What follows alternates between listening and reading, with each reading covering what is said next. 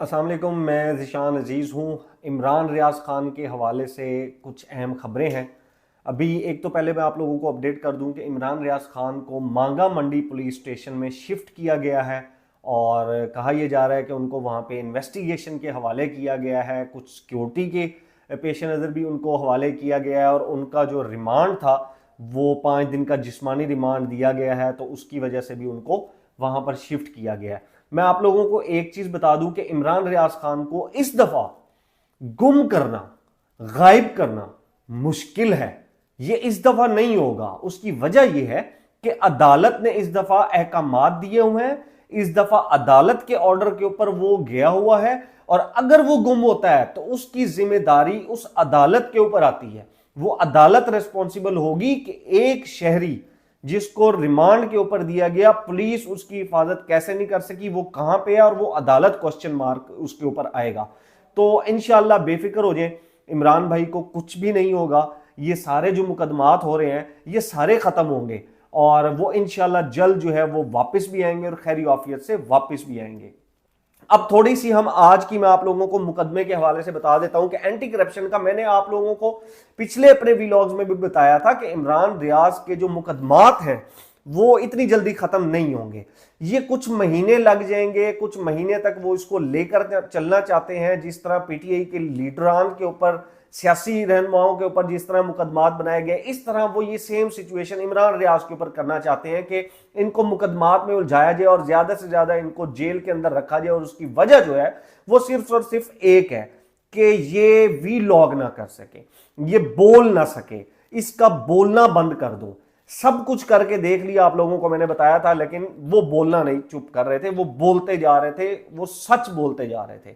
आज जब इमरान रियाज को जमानत दे दी गई एंटी करप्शन की जानिब से, तो 14 मार्च 2023 यानी कि आज 1 मार्च 2024 है, तकरीबन 1 साल पहले की एफआईआर में इमरान रियाज को गिरफ्तार किया गया और उनको जो है वो दहशतगर्दी की, इंसदाद दहशतगर्दी की अदालत में उनको पेश किया गया और वहां पर उनका रिमांड लिया गया।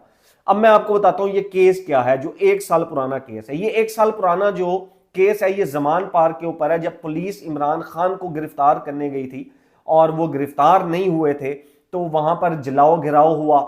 वहां पर पुलिस की एफआईआर के मुताबिक पुलिस के ऊपर पेट्रोल बम फेंके गए, वहां पर पुलिस की गाड़ियां भी जलाई गई। ये एक एफआईआर है जिसमें तशद्दुद, फिर दहशतगर्दी, उकसाना और उसके अंदर शामिल होने की दफात हैं कि ये जो जुर्म है वो किया गया। अब उसके अंदर इमरान रियाज को गिरफ्तार कर लिया गया है।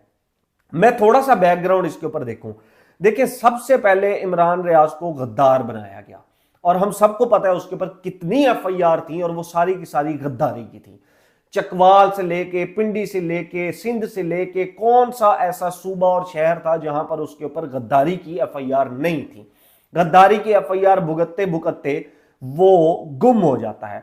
5 महीने के लिए वो गुम हो जाता है और 5 महीने के बाद जब वो वापस आता है तो वो बोल नहीं सकता। वो जब बोलता है तो वो अटकता था। फिर उसके बाद आहिस्ता आहिस्ता जब वो रिकवर करता है, उसके बाद अब उसको दोबारा उठाया जाता है और फिर इससे उसको लिंक किया जाता है कि उसने करप्शन किया और करप्शन में उसने अपना असर रसूख इस्तेमाल किया है ठेके लेने में। जब वो भी बात नहीं बनती तो अब उसको दहशतगर्द करार दे दिया गया है, दहशतगर्दी में मामून करार दे दिया गया है कि वो उकसाने में मुलविस था, वहां पर जो जलाओ घिराव हुआ वो उसके अंदर मुलविस था। ये अब उसके ऊपर एफआईआर कर दी गई है और मुझे तो ये लगता है कि अब जब इमरान रियाज के ऊपर ये एफआईआर खत्म होगी, क्योंकि ये खत्म हो जाएंगी एफआईआर, लेकिन मैंने आपको कहा था कि वो जल्दी बाहर नहीं आएंगे, प्लान यही है। अब जब ये एफआईआर खत्म होगी तो सिंध में, सांगड़ में, किसी गांव में अगर दो बंदों का झगड़ा हुआ है तो वो उसकी जो एफआईआर है वो भी इमरान रियाज के ऊपर होगी कि इसने उकसाया है। फिर बलोचिस्तान में अगर वहां पर कोई इस तरह का वाकया होता है तो वो भी इमरान रियाज के ऊपर मुकदमा होगा कि इसने उकसाया। फिर आजाद कश्मीर के पहाड़ों में जहां इस वक्त बर्फबारी हो रही है, जहां इस वक्त इंसान नहीं जा सकते, लोग नहीं जा सकते, वहां पर अगर कुछ होता है तो उसका भी एफआईआर में इमरान रियाज खान शामिल होगा। फिर पंजाब के किसी लाला मूसा के गांव में कहीं पे भी बैठ के कोई ऐसी कहानी बन जाती है, उसके अंदर भी इमरान रियाज को नामजद कर दिया जाएगा।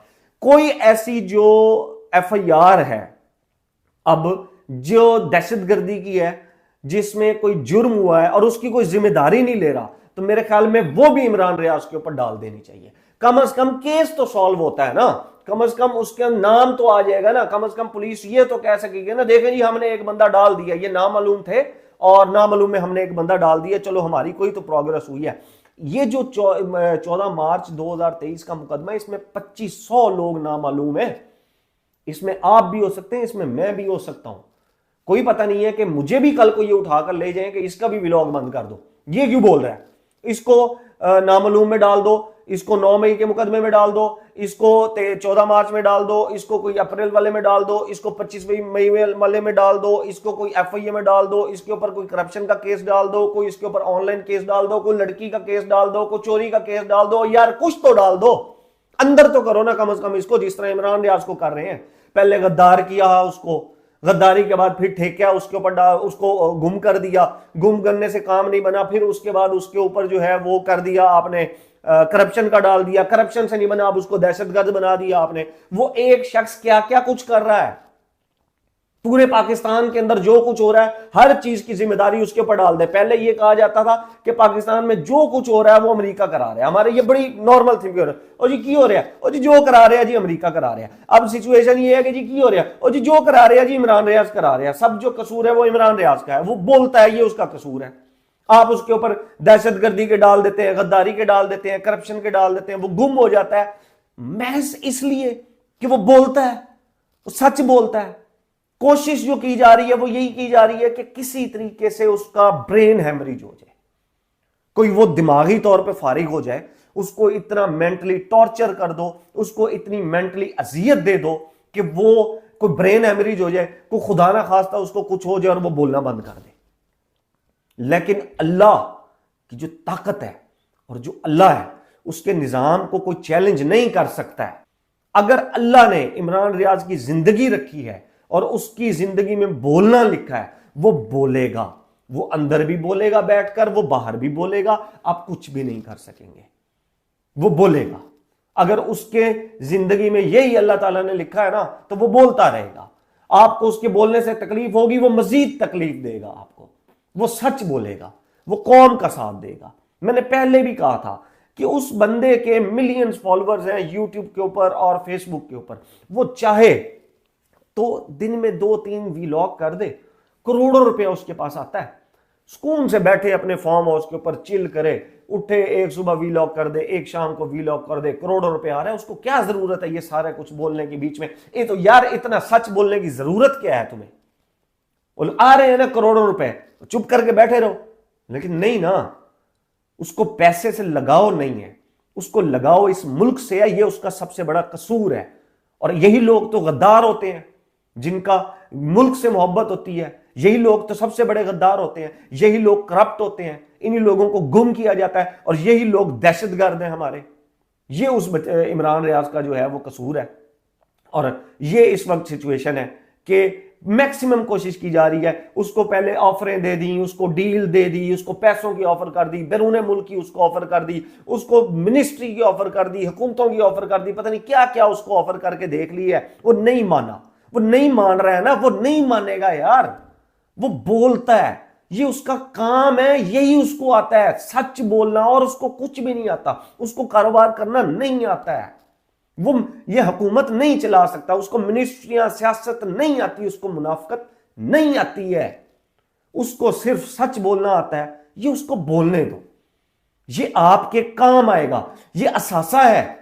अब वो जिसके ऊपर दहशतगर्द जिसको बना दिया, उसने कौन कौन से जो हमारे यहां पर इंसिडेंट हुए उनको कवरेज नहीं की। वो मनामा पुलिस वाला था, जो सवात की दहशतगर्दी की कवरेज थी वो थी, वो एतजाज बच्चा था, इमरान रियाज ने वो भी बताया कि मैंने उसकी कवरेज मैंने उसकी चलाई, उसके ऊपर मुझे तालिबान के एहसानुल्लाह साहब ने धमकी दी थी कि जी ये चलाया तो तुम्हारा ये आखिरी पैकेज होगा। सियाचिन की कवरेज 3 दफा की है, एक दफा जब आप वहां पर कवरेज करने जाए आपका सांस वहां पर रुकता है, ये हमारी पाक फौज वहां पर खड़ी है, और उसके बाद इमरान रियाज 3 दफा वहां पर गया था, इसने वो कवरेज की थी। फिर उसके बाद बेदिया पुलिस ट्रेनिंग सेंटर में हुआ, वहां पर गोलियां चलती रही थी, ये वहां पर था, मनावा में हुआ, ये वहां पर था, और तब तो नहीं याद आया कि ये दहशतगर्द है।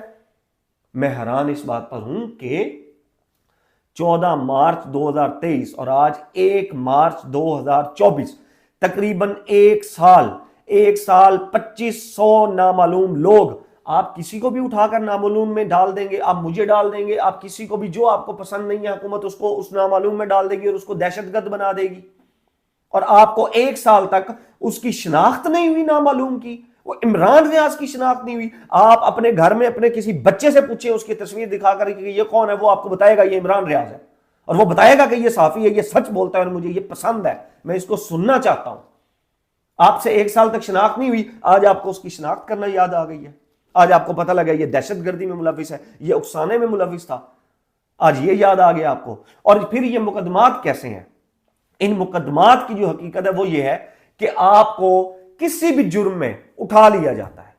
बस आपके पास आते हैं, आपके घर में घुसते हैं, आपको उठाते हैं, आपकी कोई चादर चार दीवारें नहीं, आपका कोई तकद्दुस नहीं, आपकी कोई फैमिली नहीं, आपके कोई बच्चे नहीं, आपकी कोई इज्जत नहीं, आपके मुंह पे कपड़ा डालेंगे, आपके घर के अंदर ये घुस जाएंगे, कोई आपके पर्दे का तकद्दुस नहीं है, कोई आपकी मां बहन बेटी बीवी का तकद्दुस नहीं है, आपके घर के अंदर घुसेंगे, आपको उठाएंगे, उसके बाद साबित आपने करना है। पूरी दुनिया में होता है कि जब किसी को गिरफ्तार किया जाता है तो पहले सबूत इकट्ठे किए जाते हैं, फिर वो सबूत सामने लाए जाते हैं कि जनाब ये सबूत हैं और इन सबूत के ऊपर आपको गिरफ्तार करने आए हैं, आप आ जाए। यहां गिरफ्तारी डाल दी जाती है, एक एक हफ्ता जेल में, 15-15 महीने यहां पर लोग 6-6 महीनों से साल जेल में रह लेते हैं और उनके सबूत नहीं आते, और फिर एंड में क्या होता है, बाइज्जत जी इनको बरी कर दे। अब वो जो 8 दिन रहा है जेल में उसका हिसाब किताब कौन देगा? अब जो इससे दहशतगर्दी में डाल दिया है इसका हिसाब किताब कौन देगा? ये इमरान रियाज ने साबित करने कि वो वहां पर नहीं थे, या ये इदारे साबित करेंगे कि वो उसमें मुलविस था? या सिर्फ कह देना कि बस हमने कह दिया ये था तो बस ये था, अब साबित करो तुम नहीं थे, अब लगाओ 6 महीने। और यही होगा सबके साथ, मेरे साथ, आपके साथ, हम सबके साथ यही होगा। जो नापसंद होगा वो अंदर जाएगा और यही कुछ भुगतता रहेगा। ये यहां पर जो सहाफत है हमारी पाकिस्तान की, ये उसका कड़वा सच है। ये जो इमरान रियाज बोल रहा है, ये जो पाकिस्तानी अवाम के लिए बोल रहा है, आपके लिए, हमारे लिए बोल रहा है, ये कड़वा सच है कि यहां पर बोलना बहुत बड़ा जुर्म है। लेकिन एक बात मैं आपको बता दूं कि इमरान रियाज ये जुर्म करता रहेगा, बार बार करेगा, और इससे बड़े से बड़ा ये जुर्म करेगा सच बोलने का। और ये भी मुझे मालूम है कि इस दफा उसको जल्दी मुकदमात से रिलीज ये लोग नहीं करने वाले, महज इसलिए कि क्वीन जो है वो उसके ऊपर तनकीद ना की जा सके। वो क्वीन जो कहती है कि करप्शन मेरी रेड लाइन है, उसके ऊपर तनकीद ना हो और वो आराम से अपनी जो मिनिस्ट्री है वो इंजॉय कर सके, अपनी जो वजारत है। अपना और अपने घर वालों का ख्याल रखिएगा। अल्लाह हाफिज।